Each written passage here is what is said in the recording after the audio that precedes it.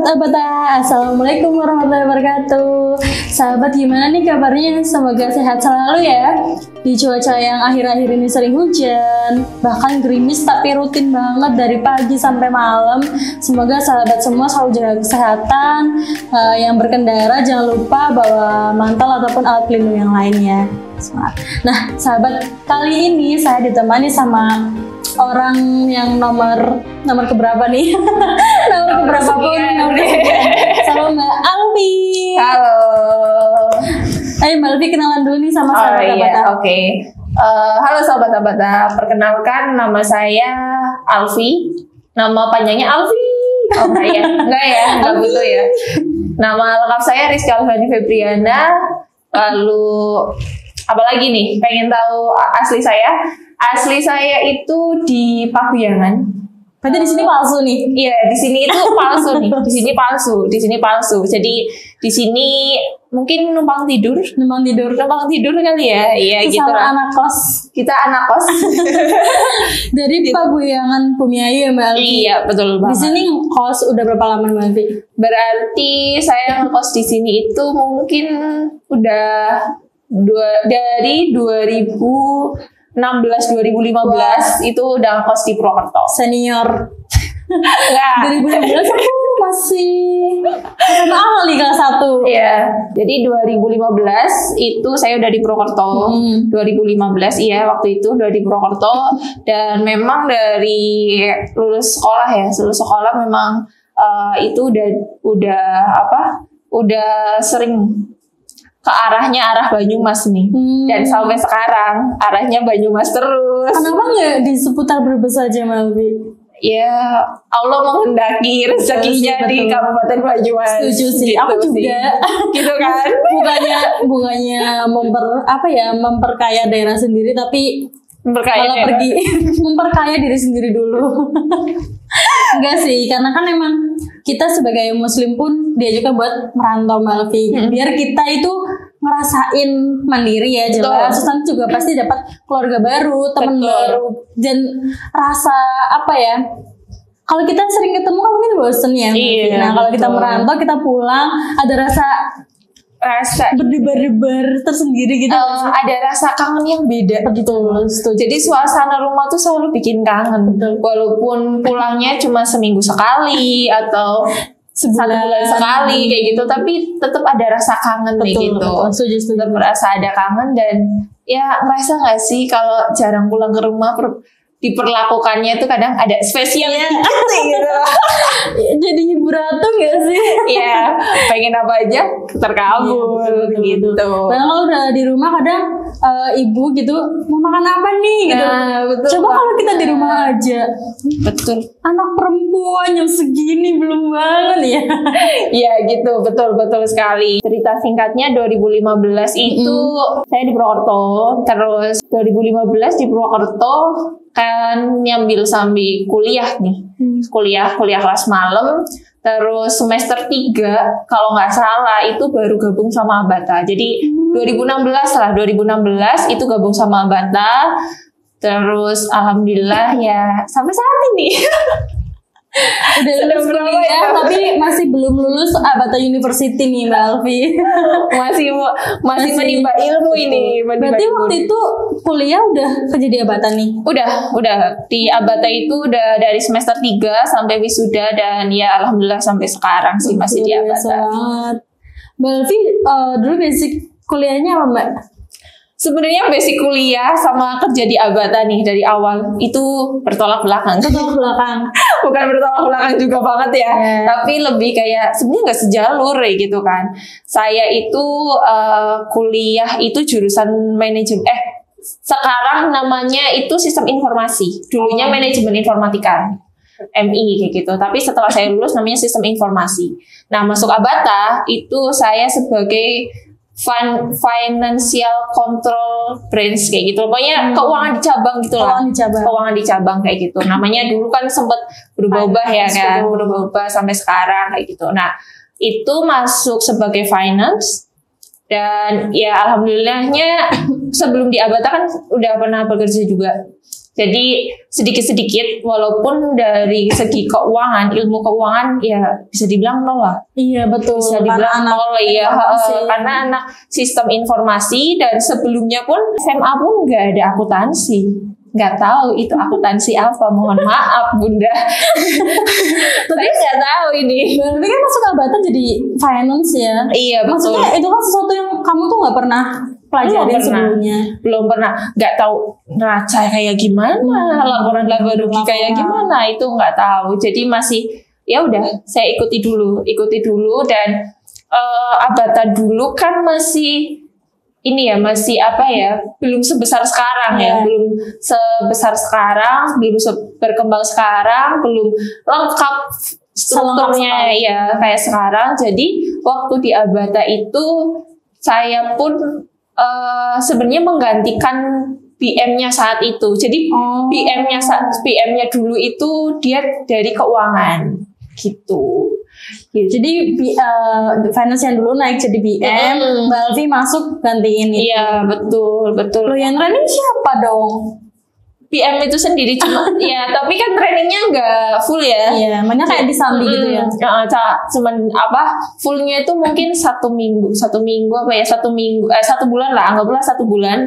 Habis 1 bulan itu udah mulai lepas, udah mulai pengembangan sendiri, butuh apa sendiri, udah mulai tahu lah ya, rules-nya kayak gimana, kayak gitu. Itu sih gitu. Dan pertama masuk itu di Abata Situmbur.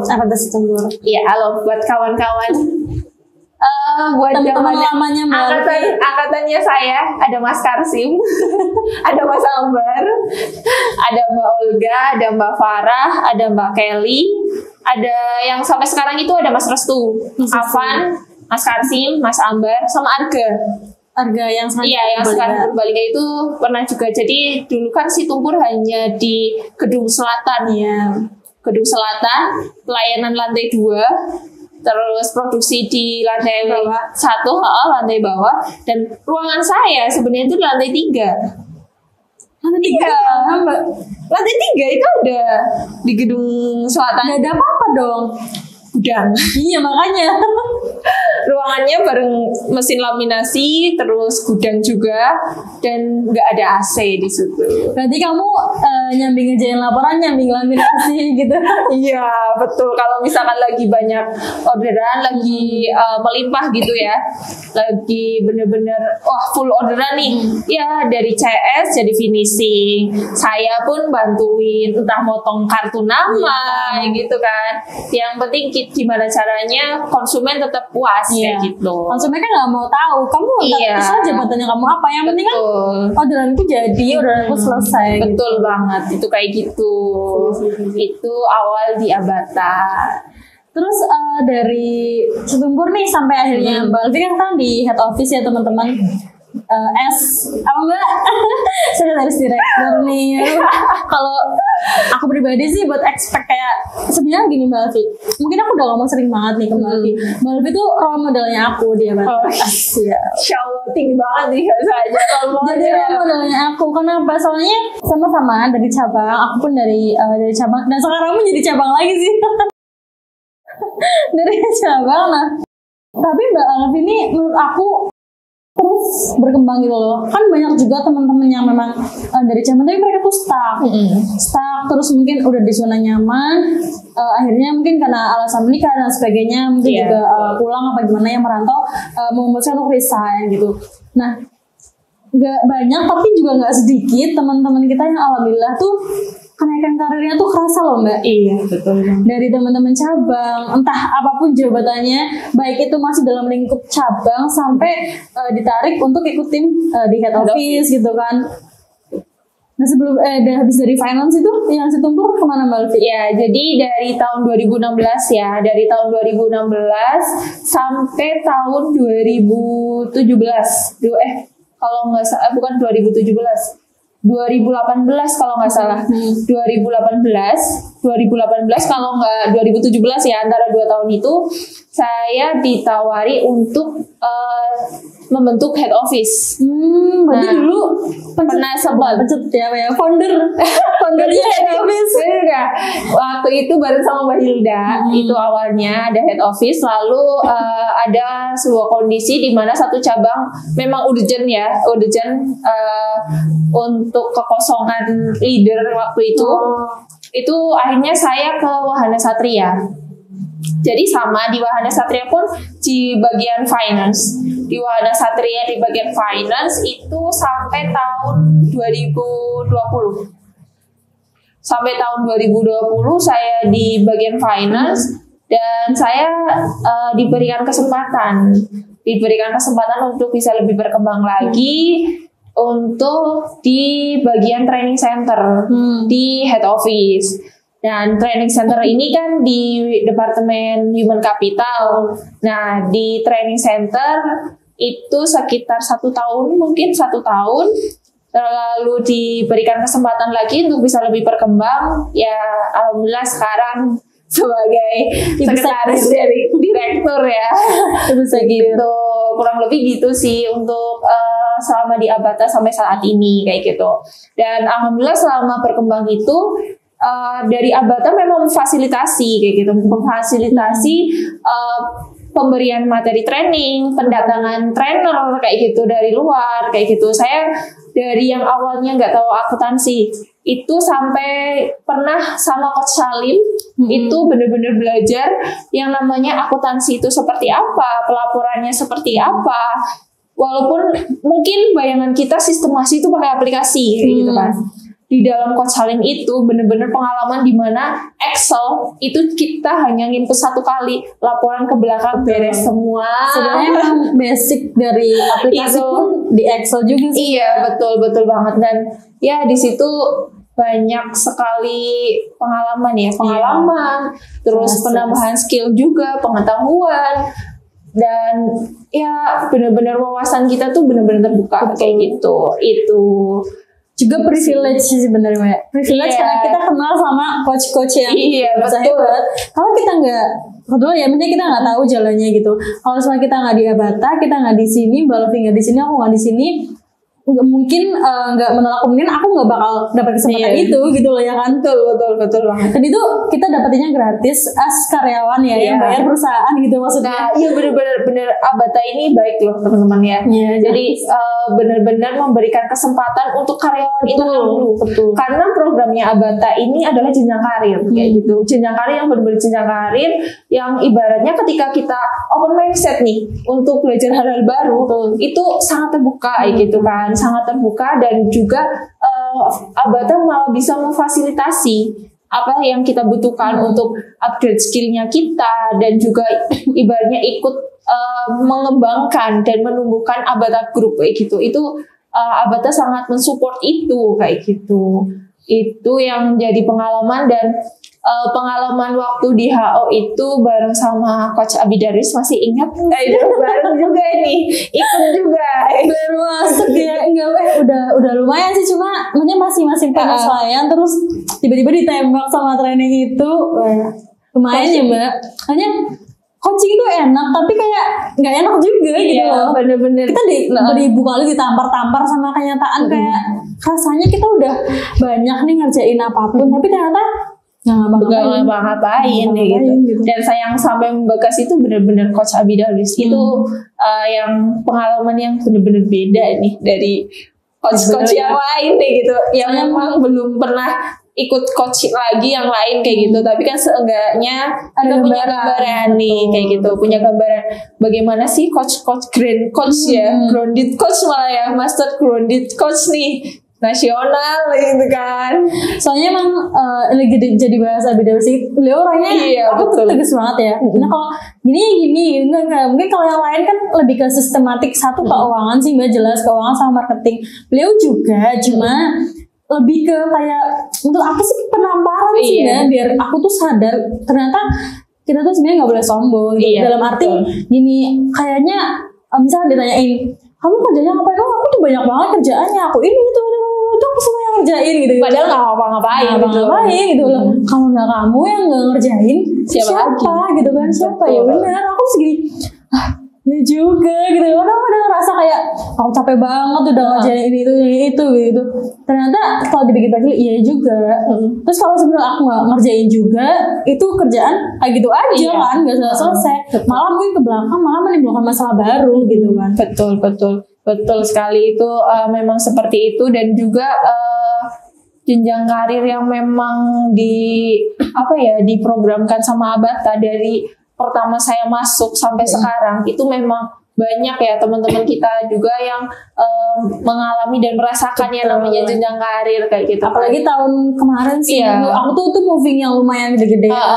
Ditambahkan sekarang Abata semakin berkembang, terus juga Abata tidak menutup mata lah skillnya teman-teman semua kayak gitu kan.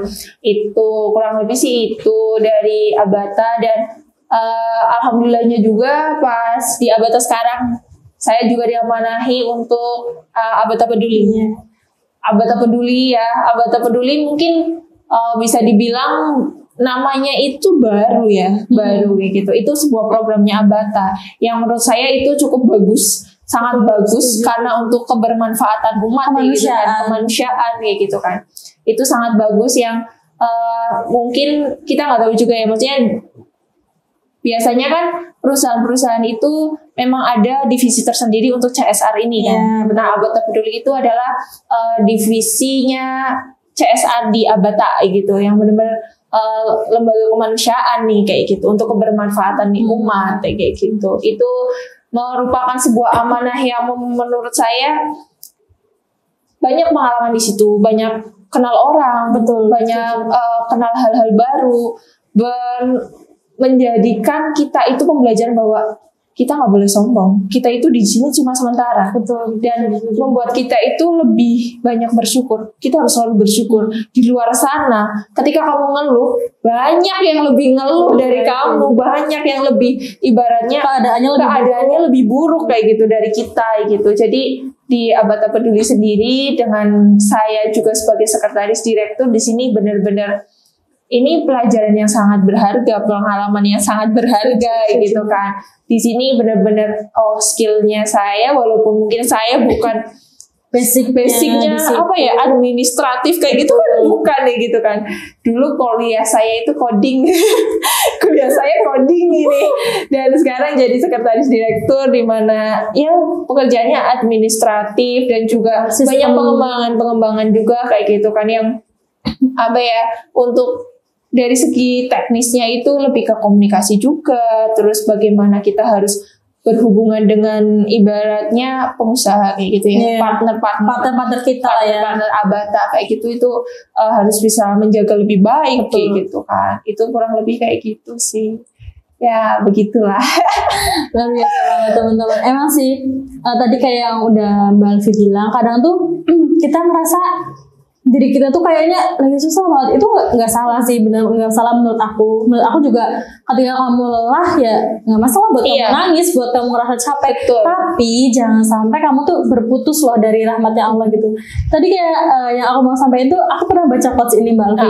Jadi tuh ada tulisan, aku pernah baca kayak gini, banyak yang lebih susah, yang lebih sakit, tapi nggak seberisik kamu ya gitu. Iya betul, ada itu. Jadi kayak iya ya gitu. Kadang tuh aku juga ngerasa kayak ya Allah, aku tuh kerja capek banget, pulang gitu, aku rasanya tuh kayak pengen ditelan kasur gitu loh Mbak.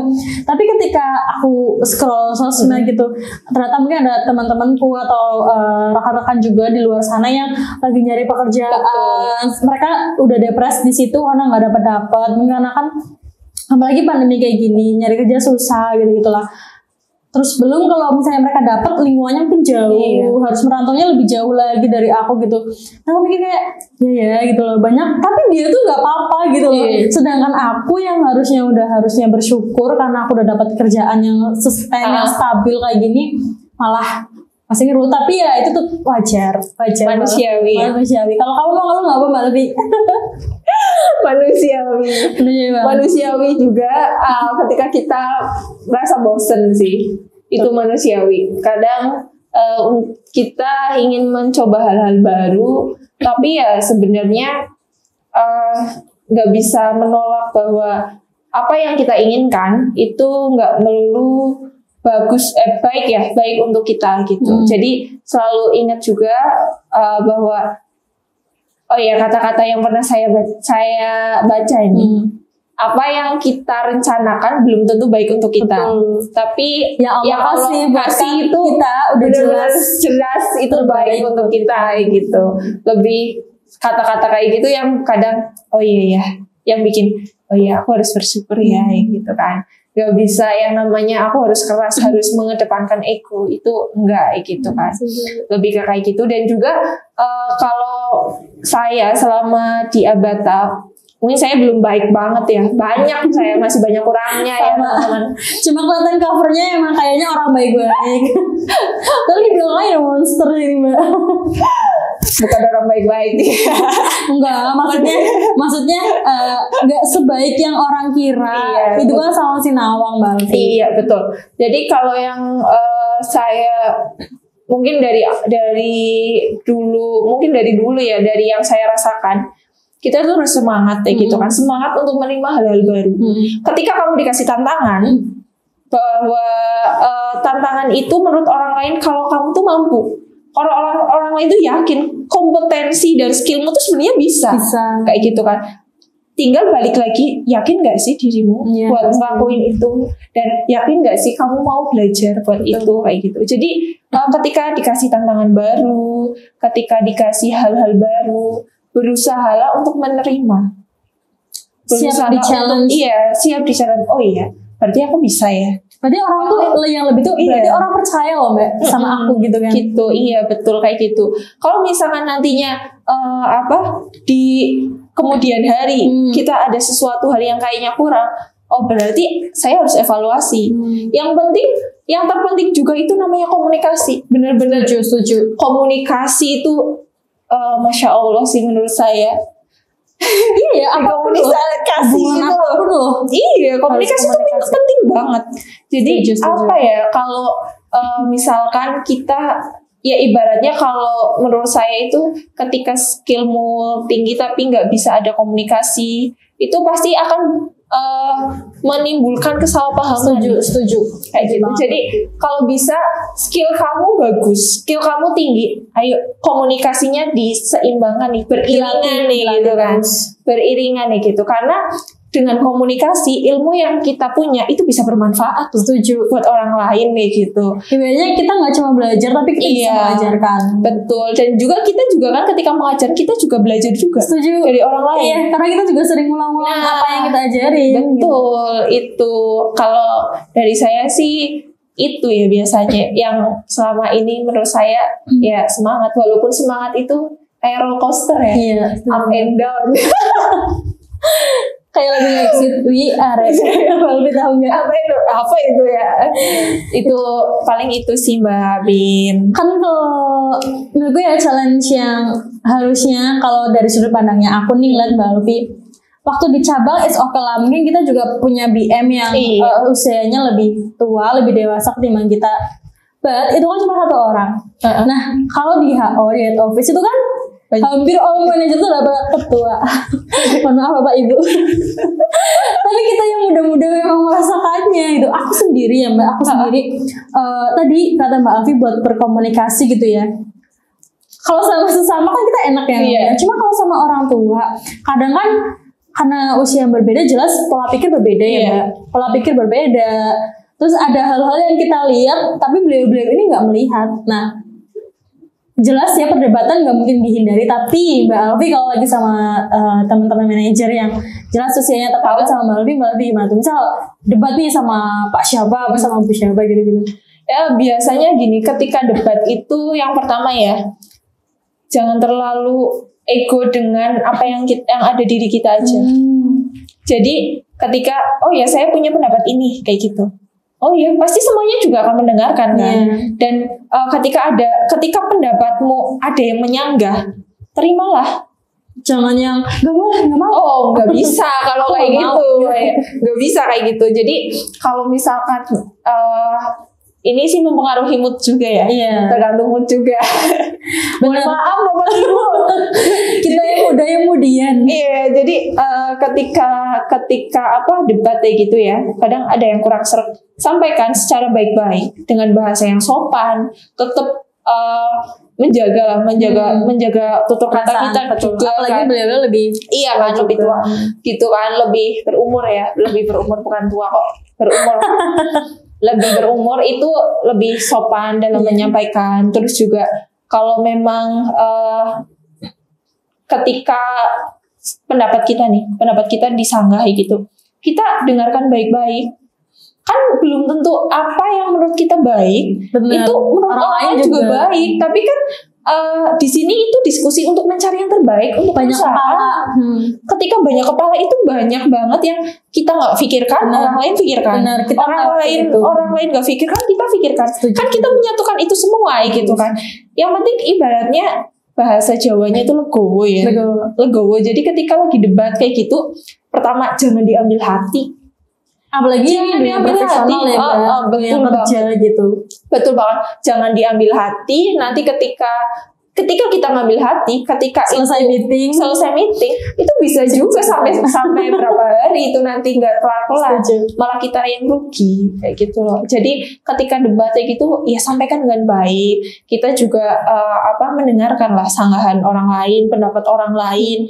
Kan ketika kita mendengarkan dengan baik pendapat orang lain pun itu sebuah wawasan dan penambahan pola pikir yang baru buat kita gitu kan. Kadang kan pola pikir orang lain, oh ini bagus juga gitu kan, sebuah inovasi, sebuah pengembangan yang baik yang belum tentu kita juga mikirkan gitu. Jadi kalau biasanya di meeting itu perdebatan ya itu hal wajar sih, hal wajar. Yang penting goalsnya satu, kita itu berdebat gitu ya, itu untuk kebaikan bersama, kebaikan perusahaan kayak gitu, bukan salah satu pihak aja kayak gitu. Kebaikan bersama lah, bener-bener ya kita harus memikirkan kayak gitu. Karena di sini itu kan di HO itu bener-bener memikirkan teman-teman cabang juga kan. Ibaratnya dari sebuah kebijakan atau keputusan apa, kita kan harus melihat dari sisi perusahaan, dari sisi teman-teman tim juga kayak gitu kan. Aku salah. Jadi aku pernah di cabang Mbak. Posisinya waktu itu Mbak Albi mau udah di HO juga. Iya, gimana ini? Nah, tadi kan Mbak Albi bilang ya, manajer HO ya secara umum untuk pasti membuat keputusan itu pasti udah bagus buat perusahaan. Dulu waktu aku di cabang, aku tuh kayak gini. Sebenarnya para manajer pernah ngapain sih? Mbak Albi tahu ya jelas. Merasakan itu. Iya, merasakan gitu. Ya karena sudut pandangnya aku sudut pandang pekerja ya di situ. Mas dalam arti aku nggak yang mikirin strategi, aku nggak mikirin kompetitor dan sebagainya. Aku juga cuma pelaksana teknis aja gitu kan. Tapi ketika aku pernah dipindah di HO waktu itu beberapa bulan sebelum dipindah ke Maxon saat ini, waktu di HO ikut briefing tiap pagi, aku tuh tercerahkan. Dalam arti gini, iya ya, ternyata kalau ada satu problem di cabang tuh kita nggak bisa yang langsung cek ditangani itu sekaligus tuh enggak gitu. Harus ada yang menurut aku tuh prosedural. Prosedural dalam arti kita harus cross check dulu masalahnya apa, bagaimana, nanti solusinya gimana. Memang butuh banget yang cepat karena sedikit aja masalah di cabang menurut aku tuh ngaruh banget, kayak dari FO sampai belakang tuh kayak itu terpengaruh gitu loh. Semisal itu masalah yang cukup serius, itu tuh juga ngatur mood banget loh Mbak di cabang, kayak jadi mau ngapa-ngapain tuh kayak ini aja belum selesai masalahnya gitu tuh. Nah, gimana sih yang di atas pada ngapain? Tapi ya tadi setelah aku di sini aku ngerti, oh iya ternyata emang banyak yang harus dipertimbangkan. Misal kita mau kayak gini, ternyata yang sana nanti rugi apa gimana gitu. Iya, karena sebelum sampai HO ya malah sebenarnya anggapan itu saya dapat dari saya di cabang sebenarnya. Orang cabang juga sih. Saya orang cabang. Saya udah pernah dijuluki yang namanya Cina Ireng, saking pelitnya saya di keuangan. Ya nggak apa-apa, kayak ya biasa aja, fine aja kayak gitu kan. Itu ya sebuah kedekatan menurut saya kayak gitu kan. Sebuah semakin dihina semakin dihina, semakin kita bully-bulian, semakin kita dekat deh gitu kan. Asal ibaratnya ya itu udah masih hal wajar dan memang biasa gitu kan. Saya pernah satu momen ada salah satu tim produksi, masih satu cabang. Kamu enak ya kerjanya cuma duduk aja. Kamu enak ya kerjanya cuma duduk aja. Sedangkan aku harus gitu. kesana sini gitu. Sama saya sih nggak marah ya. Saya nggak marah. Ya wajar mereka kayak gitu karena mereka nggak tahu gimana tanggung jawabnya. Betul. Posisi di keuangan itu kayak gitu kan. Terus saya cuma berkata, yaudah sini gantiin saya duduk. Kalau pengen lihat sini ya gitu. Sini aja nggak apa-apa. Akhirnya penasaran, tak buka, ini loh kerjaan saya. Ada keuangan, ada harus ngatur uang, ada ngatur waktu itu promo gitu. Kalau promo enggak, tapi kita kan waktu sebelum HO ada dengan bagus ya gitu kan. Serapi sekarang itu kan cabang itu punya tanggung jawab. Aduh, bentar dulu nih. Minum dulu nih. Disponsori air bening oleh Bata. Air zam-zam. Amin ya Allah. Amin. Jadi apa? Jadi lupa nih. Oh ya. Jadi di cabang itu sebelum ada HO, ada cuma jadi kayak finance HO gitu. Iya. Kalau sekarang sistemnya udah terpusat. Iya betul.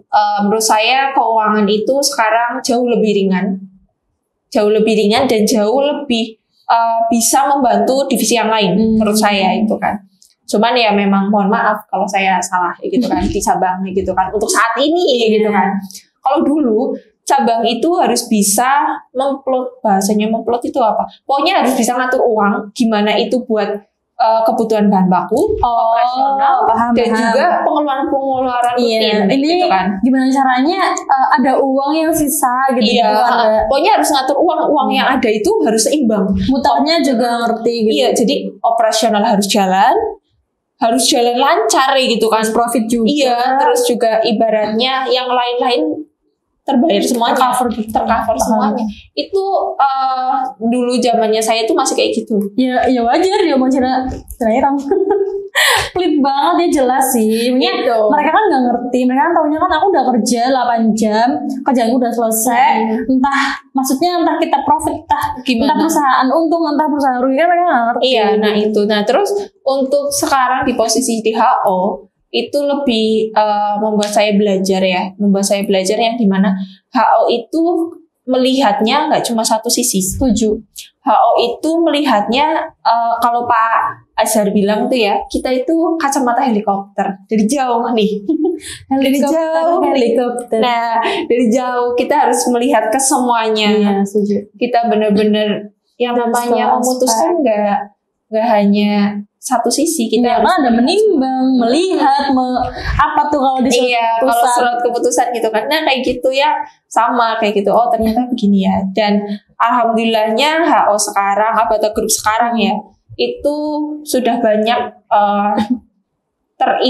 terisi oleh teman-teman yang lebih berkompeten, lebih memiliki pengalaman yang sudah bagus di luar sana dari perusahaan-perusahaan yang cukup bonafit deh gitu kan. Menurut saya itu udah bagus banget di sini. Jadi ya buat teman-teman saya juga, Mbak Bintari juga dan teman-teman yang lain, ayo lebih banyak komunikasi dan lebih lebih banyak sharing kepada terutama di divisi masing-masing ya. Buat ini keahliannya kamu, lebih keahliannya kamu kayak gitu. Itu sih paling. Betul. Dan yang aku lihat sekarang pun dari perusahaan ya Mbak, lebih jeli sih menurut aku. Kalau dulu mungkin banyak yang apa ya nyebutnya, kayak kan teman-teman gini, masuk anak selesai masuk anak selesai. Nah kalau menurut aku sekarang nih, karena kita jenjang juga udah mulai biasa banget. Jadi terutama teman-teman di HC gitu, di Human Capital gitu, lebih bisa lebih jeli ngelihat potensi kita yang di cabang loh Mbak. Menurut aku sih sekarang banyak banget alhamdulillah, kita terus naikin teman-teman yang dari di cabang, yang kita rasa berpotensi, yang kita rasa berkompeten untuk mengisi kekosongan di HO gitu kan ya Mbak, di head office gitu. Nah menurut aku tuh itu suatu yang bagus banget. Kadang tuh gini, kita cinta sama perusahaan, sama kerjaan kita, terus kita juga punya rekan yang baik. Tapi kalau kerjaan itu stagnan dalam arti zona nyaman, itu kan juga bahaya ya. Kurang bagus juga itu. Aku juga gitu. Dulu di cabang aku fine-fine aja sama teman-teman cewek, aku gak ada masalah. Aku juga punya bestie juga, punya teman-teman yang solid juga di sana, tim yang solid juga. Malah waktu itu cabangnya aku alhamdulillah termasuk cabang terbaik. Yes. Halo teman-teman. Nah, tapi aku ngerasa itu zona nyaman parah, Mbak. Aku tuh kayak aku kayak gini-gini doang kerjanya. Gak ada tantangan ya. Ya tantangannya cuma ribut sama teman-teman aja sih. Ribut aku lagi SO, yang lain malah ngacak-ngacak kertas gitu-gitu. Ya gitu, makanya cuma gitu-gitu doang, nggak ada yang berarti. Nah, aku cerita ke Bu Tata waktu itu, Bu aku kayak gini nih rasanya. Terus, nah qadarullah waktu itu untuk posisi desain grafis yang di HO kan mau diganti tuh waktu itu. Masuklah aku di mana ke sini. Nah di saat di HO tuh menurut aku tuh enak banget di posisi aku waktu itu ya, maksudnya bukan di semua jabatan. Desain di HO kan cuma desain satu buat seluruh konten di cabang ya Mbak. Nah itu udah enak banget tuh, aku udah kayak tinggal jegang doang gitu. Di challenging yang baru, dibukain cabang baru yang aku tuh kayak what gitu loh, ini apa, aku gak ngerti gitu loh, aku gak tahu ini gimana. Iya sih emang basicnya masih desain, tapi kan dalam sistem yang berbeda. Dibuatin agensi, dibuatin digital marketing, so aku tuh kayak ya Allah, aku harus bener-bener belajar gitu. Apalagi Mbak Alfi tahu sendiri di timnya aku tuh anak-anak masih muda semua, belum ada yang merit satupun. Ini nggak ngerti siapa yang mau merit duluan biar dianggap tua. Nggak ada orang tuanya, jadi tuh kadang sometimes gitu kayak ngerasa wah gila sih ini, aku capek banget gitu-gitu. Capek banget. Waktu di cabang aku nggak mikirin pemasukan, nggak mikirin gimana caranya orang tuh order ke kita dan sebagainya. Nah di sini tuh bener-bener nol Mbak Alfi. Aku gak ngerti apa-apa sama sekali, aku gak ngerti marketing, aku buntu banget. Aku kayak sombongan, tolong aku, bilang kayak gitu. Makanya awal-awal, tapi alhamdulillahnya ya itu kita kan juga disupport dari HO, terus juga ya masih pendampingan sampai akhirnya kita sekarang lepas sendiri kayak gini. Itu udah di aku gitu kayak dan sampai saat ini Mbak Alfi percaya apa enggak, ini udah setahun maksud aku masih belum menemukan zona nyamanku. Menurutku setiap hari tuh challenging banget, kayak aduh gimana caranya gitu-gitu loh Mbak. Ya karena gini sih, Abata mungkin awalnya juga kayak gitu ya. Iya sih, setuju. Suara aku hilang terus. Jaga kesehatan teman-teman. Iya. Jangan minum es. Sama jangan makan pedes-pedes. Jadi Abata mungkin awalnya, tahu nggak awalnya Abata? Belum tahu ya. Cuma dengar cerita sih. Sama, saya juga cuma dengar cerita ini. 2010 berarti aku lulus SD aja belum. 2010 saya SMP. Tuh kan. Saya SMP kelas 2. SMP kelas 2 ya. SMP kelas 2 itu. Jadi ya namanya membangun sebuah bisnis baru, brand baru, itu nggak mudah. Butuh sebuah konsisten dan ketelatenan ya, keuletan. Jadi ya mungkin yang dirasakan Bu Bintari sekarang dengan cabang baru itu ya ini namanya proses gimana kita harus menciptakan branding kita di masyarakat kayak gitu. Sama halnya Abata kan rebranding dari logo lama itu juga kan perlu waktu, perlu ibaratnya perlu proses lah. Di situ ada proses dan sampai akhirnya masyarakat ketika melihat warna kuning dan biru dan daun itu adalah Abata sahabat bertumbuh itu. Jadi ya namanya itu adalah sebuah proses. Belum tahu apa ya model bisnisnya, bukan model bisnis tapi kayak cara buat menciptakan sebuah brand kita untuk terkenal itu gimana gitu Bang. Jadi ingat kayak semalam itu habis ikut seminar juga cukup bagus semalam itu terkait UMKM kebangkitan. Jadi 2022 ini diharapkan dan diusahakan UMKM itu bisa lebih meningkat kayak gitu, lebih baik kayak gitu. Sama yang Pak Sandiaga Uno. Iya betul banget. Semalam itu ada yang sama Pak Sandiaga Uno. Itu dari Pak Sandiaga itu menyampaikan ada 3G untuk tahun ini. Ya, tahu kan? Ikut juga nggak? Enggak. Aku galau banget semalam. Iya.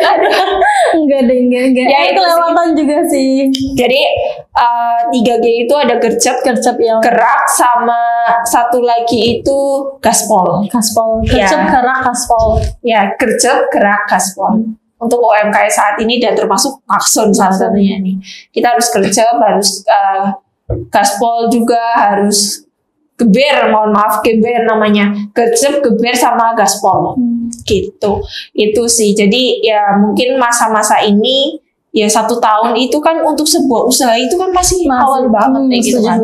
Masih awal banget. Anak setahun bisa apa sih? Nah, berdiri, betul. Rambetan, suku-suku udah bisa jalan. Nah, ini kan udah merasakan gak sih? Iya. Maksud itu udah mulai lagi berdiri ibaratnya betul, gitu kan. Nah, pelan-pelan habis berdiri, ayo kita bisa lari gitu kan. Baru 1 tahun udah diharapin wisuda. Tapi kalau memang bisa wisuda, ya gak salah juga gitu kan. Gak salah juga gitu kan. Jadi kalau saya sih buat nggak Mbak Bintari dan juga teman-teman Maxon nih ya, teman-teman Maxon dan cabang-cabang baru gitu, tetap semangat. Peluang ibaratnya peluang di kita perusahaan nih gitu ya, perusahaan yang bergerak apalagi digital kan, itu sangat tinggi. Kedepannya itu sangat tinggi dan peluangnya sangat banyak kayak gitu. Yang pertama itu kita harus optimis. Kita harus optimis. Loh, sekarang kalau kita nggak optimis, pikiran kita itu nggak positif, itu akan dipandang sebuah negatif. Betul. Ucapan kita pun bakal negatif gitu kan. Jadi tetap semangat dan tetap optimis, lakukan hal-hal yang terbaik. Dan yang pertama, yang selanjutnya itu ya kita harus kuat nih. Harus ibaratnya bukan kuat yang gimana, tapi kita tahan akan sebuah tantangan. Dan ibaratnya ada apa di depan, ya udah jalani aja gitu. Baik mental maupun fisik ya. Iya, jadi optimis, oh ya ini bisa, ini memang peluangnya nih gitu. Malah mungkin bayangan saya maksud malah ketika sudah menemukan nih, malah bisa cepet melesat nih. Harusnya memang eksponensial gitu kan. Dunia digital mana sih batasnya gitu loh, nggak ada batasnya. Satu induk pun ibaratnya buka pasar sampai ke pasar luar negeri gitu, nggak ada, makanya kayak nggak ada batasnya gitu loh, nggak ada halangan. Kalau offline kan wilayah, sewa dan sebagainya, ada keterbatasan. Tetap ada keterbatasan. Kalau digital itu nggak ada keterbatasan ruang gitu. Yang penting ya ini harus semangat dan optimis. Oke nih Melvi, ini kalau kita lanjut sampai subuh nggak selesai nih, ini apalagi suasananya mendung-mendung, gerimis-gerimis manja banget gitu. Oke, Mbak Elvi, tadi selain semangat dan juga optimis, mungkin Mbak Elvi pengen kasih saat buat aku, buat teman-teman yang di cabang, buat teman-teman Avata Guru khususnya, juga teman-teman yang di luar sana nih yang dia tuh ngerasa kayak aku nih kuliahnya jurusan ini nih, tapi kalau kerjaannya juga itu dong. Kalau misal enggak, buat apa kuliah di jurusan ini gitu. Nah, ini Mbak Elvi udah ngalamin sendiri. Menurut Mbak Elvi tuh kayak kamu jangan punya pikiran kayak gitu, gimana berarti? Yang pertama itu kan biasanya bahasa itu adalah ini bukan passion saya. That's right. Itu bukan passion saya, sebenarnya enggak gitu. Yang menurut saya itu ketika kamu dapat peluang, ambil peluang itu dan jangan sia-siakan peluang itu. Itu ketika kamu jurusan kuliahmu apa, kerjanya kamu apa, yang penting itu menurut kamu itu ada jenjang karirnya. Kan ibaratnya kalau jenjang karir kan dia tumbuh terus berkembang terus gitu kan. Itu ambil peluang itu, dan juga kamu harus terbuka untuk menerima hal-hal baik, hal-hal positif yang meningkatkan skillnya kamu, untuk mengembangkan skill kamu, itu ambil. Dan juga semangat buat belajar hal baru. Setuju. Itu sih yang menurut saya poin pentingnya. Poin pentingnya ambil peluang, cepat bisa ambil peluang itu. Bisa ambil peluang, semangat belajar hal baru. Dan yang ketiga itu, ini harusnya yang pertama ini saya lupa. Apa tuh? Restunya orang tua. Itu sih kalau yang menurut saya. Kalau untuk menghadapi dunia saat ini ya.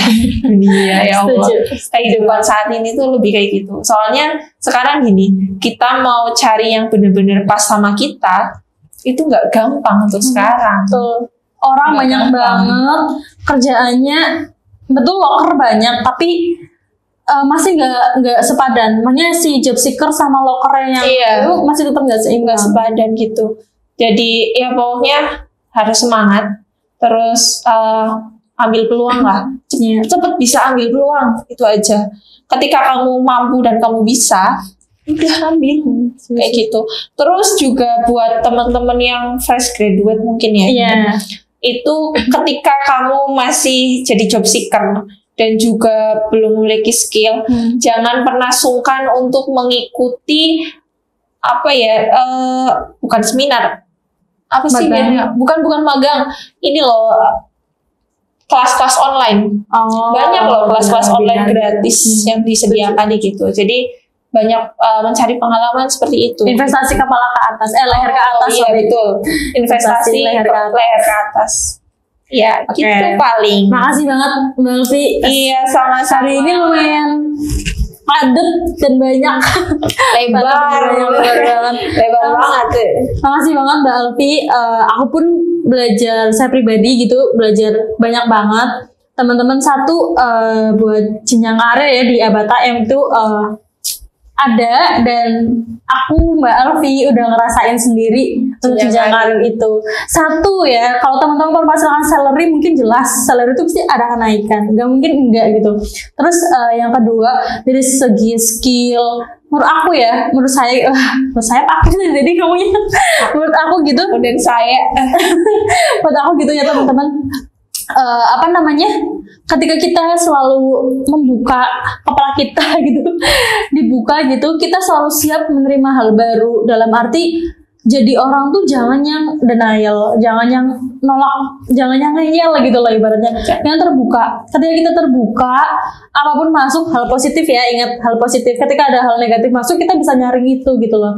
Nah, ketika kita bisa nyaring itu, seiring dengan waktu kita akan berkembang. Itu udah pasti, nggak mungkin enggak gitu. Sekarang kalau semisal kita nggak mau ngikutin perkembangan zamannya saat ini, nggak ada batas, nggak ada ibaratnya mana baik mana buruk, itu tuh udah tipis banget ya Mbak Elvi, udah tipis banget. Nah kalau kita nggak bisa pola pikir kita nggak bisa diasah, dari situ kita juga yang bakal rugi gitu teman-teman. Nah aku yakin teman-teman bisa ambil nih pembelajaran dari kisahnya Mbak Alfi, juga kisahku mungkin dari sedikit banget segini aja. Maksudnya teman-teman bisa ambil yang baik dari situ, dan teman-teman yang mau bergabung dengan Abata Printing, kebetulan bulan-bulan ini lagi banyak banget Ya, loker, ada. lagi banyak banget loker. Silakan dikunjungi Instagram info loker Abata Printing di Instagram, bisa langsung apply, nanti di situ ada linknya biar Iya, itu bisa. tinggal di apply aja, tinggal diisi, nanti kita kasih feedback begitu teman-teman. Nah teman-teman, terima kasih sudah menyaksikan Abatalk episode hari ini. Jangan lupa tadi pesan Mbak Alfi juga, saya selalu jaga kesehatan karena cuacanya lagi kayak gini, kita nggak ada salahnya buat kita preventif sebelum kita sakit ya kan. Semoga teman-teman sehat selalu. Jangan lupa dukung terus aku podcast Abatalk kali ini dengan cara like, share, maupun yang belum subscribe di subscribe dulu. Terima kasih teman-teman. Assalamualaikum warahmatullahi wabarakatuh. Dadah.